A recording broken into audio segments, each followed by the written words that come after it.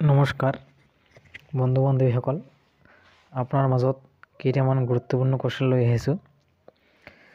কোৱেশ্চনকেইটা ভালদৰে চাই যোৱা। ADRE আৰু আসাম পুলিচ সকলো এক্সামৰ কাৰণে আপোনালোক ভালদৰে চাই যোৱা। বহুত ইম্পৰ্টেণ্ট কোৱেশ্চন হয়, ভালদৰে চাই যোৱা। আৰু এই চেনেলটো যদি আপোনালোক ছাবস্ক্ৰাইব কৰা নাই তেনেহ'লে ছাবস্ক্ৰাইব কৰি দিব। ভিডিঅ' প্ৰথমলৈ যদি চাই ফাৰ্ষ্টৰ পৰা লাষ্টলৈ চাব, ভিডিঅ'টো ভালদৰে বুজি পাব।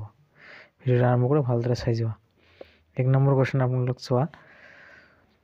কোনজন অসমীয়া কথাছবি পৰিচালকে প্ৰথমে ৰাষ্ট্ৰপতি পদক লাভ কৰিছিল? এইটোৰ সঠিক উত্তৰ হৈছে নিপ বৰুৱা। ডি নম্বৰটো শুদ্ধ উত্তৰ। এইটো হৈছে শুদ্ধ উত্তৰ, ডি নম্বৰটো। তাৰপিছৰ কোৱেশ্চনটো 2 নম্বৰ। লক্ষ্মীনাথ বেজবৰুৱাই ৰচনা কৰা প্ৰথমখন নাটকখনৰ নাম কি? এইটোৰ সঠিক উত্তৰ হৈছে লেটিকাই। লেটিকাই হৈছে তাৰ প্ৰথম নাটক লক্ষ্মীনাথ বেজবৰুৱাৰ। এই নম্বৰটো শুদ্ধ উত্তৰ। তাৰপিছৰ কোৱেশ্চনটো চোৱা। লক্ষ্মীনাথ বেজবৰুৱাৰ গল্পপুথি কেইখন আৰু কি কি? গল্পপুথি হ'ল 4খন। এইটো সঠিক উত্তৰ হৈছে 4খন। তাৰপিছত কোৱেশ্চনটো চোৱা। এইটো অসমৰ প্ৰথম মহিলা কবি কোন আছিল? অসমৰ প্ৰথম মহিলা কবি আছিল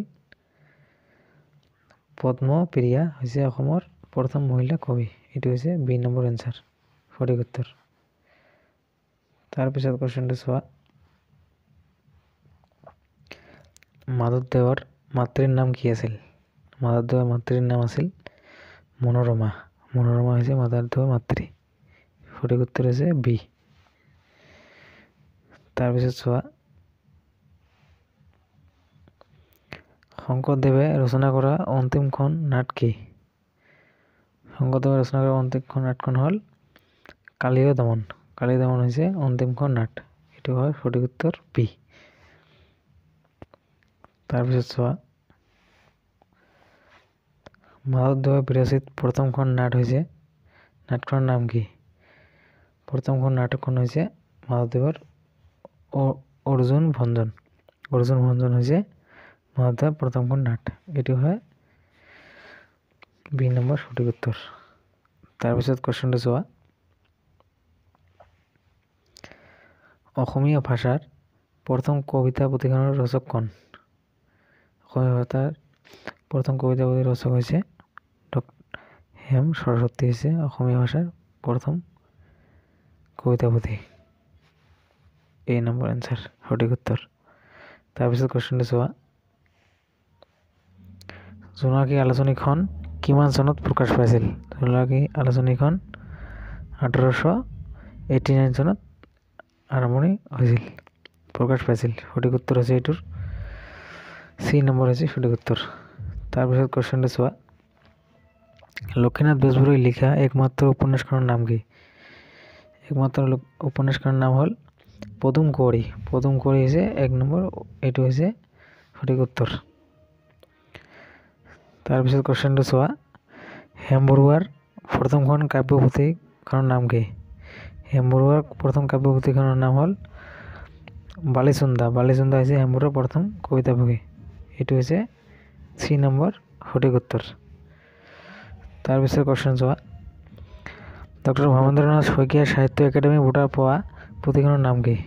এইটো হৈছে শৃংখল। হৈছে ডক্টৰ ভৱেন্দ্ৰনাথ শইকীয়াৰ একমাত্ৰ একাডেমী বঁটা পোৱা। এইটো হৈছে এ নম্বৰ এনচাৰ, সঠিক উত্তৰ শৃংখল। তাৰপিছত কোৱেশ্চনটো চোৱা। তেজক্ৰিয়া ধৰা পেলাবলৈ ব্যৱহাৰ কৰা যন্ত্ৰটোৰ নাম কি? এইটো হৈছে গাইঘাৰ কাউণ্টাৰ। গাইঘাৰ কাউণ্টাৰ হৈছে তেজক্ৰিয়া ধৰা পেলাবলৈ ব্যৱহাৰ কৰা যন্ত্ৰ। এইটো হৈছে চি নম্বৰ সঠিক উত্তৰ। তাৰ নেক্সট কোৱেশ্চনটো চোৱা। শব্দৰ প্ৰাবল্য কি এককত জোখা হয়? এইটো হৈছে হাৰ্টছত জোখা হয়। চি নম্বৰ সঠিক উত্তৰ। তাৰ নেক্সট কুৱেশ্চনটো চোৱা। কোনটো দিন অসমৰ গড় দিৱস হিচাপে পালন কৰা হয়? 22 ছেপ্টেম্বৰ অসমৰ গড় দিৱস হিচাপে পালন কৰা হয়। চি নম্বৰ এনচাৰ, সঠিক উত্তৰ। তাৰপিছত কুৱেশ্চনটো চোৱা। শ্ৰীসূৰ্য পাহাৰ কোনখন জিলাত অৱস্থিত? শ্ৰীসূৰ্য পাহাৰ অসমৰ গোৱালপাৰা জিলাত অৱস্থিত। এইটো হয় গোৱালপাৰা জিলাত অৱস্থিত। বি নম্বৰ সঠিক উত্তৰ। তাৰপিছত কুৱেশ্যনটো চোৱা, অসমৰ বৰ্ষাৰণ্য গৱেষণা প্ৰতিষ্ঠান ক'ত অৱস্থিত? এইটো হৈছে যোৰহাটত অৱস্থিত। দুই নম্বৰ সঠিক উত্তৰ। এইটো হৈছে আজিৰ প্ৰশ্ন ইমানেই। আপোনালোক যে জয়েল এণ্ড চেনেলটো যে প্লিজ ছাবস্ক্ৰাইব কৰি দিয়ে তেনেহ'লে ছাবস্ক্ৰাইব কৰি দিব আৰু শ্বেয়াৰ কৰি দিব ভিডিঅ'টো আৰু লাইক কৰি দিব। আপোনালোকৰ মাজত এনে ধৰণৰ নতুন নতুন ভিডিঅ' আনি থাকিম। আপোনালোক ভিডিঅ'টো স্কিপ নকৰি ভালদৰে চাই যাওক, তেনেহ'লে বুজি পাব। আৰু নেক্সটত আপোনালোকৰ মাজত বহুত কুৱেশ্যন আনি আৰু এডিআৰৰ বেছি দিন নাই, এক্সামৰ জানুৱাৰী মাহ পৰিছে। আপোনালোক ভালদৰে এক্সাম ষ্টাডি কৰি থাকা ঘৰত ডেইলি, তেনেহ'লে আপোনাৰ একদিন হ'লেও নিশ্চিত হ'ব 100%। আজি ভিডিঅ' ইমানেই। থেংক ইউ ছ' মাছ। ধন্যবাদ থাকিল সকলোৰে।